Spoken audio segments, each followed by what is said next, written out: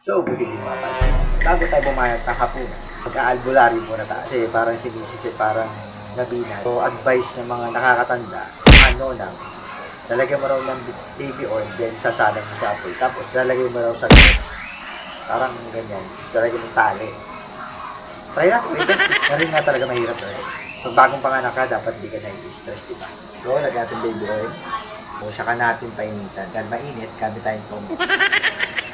So, matandang pamamaraan to eh. No? Sabi nga nila, if nature don't make it, don't take it. At isa pa, don't panic, it's organic. So, try na natin ilagay sa ni Mrs. Welcome kay Chris Albulario. Di ba tatapa lang lalagyan pa ng lagisan dyan? Kasi nyam na, naman na, okay na.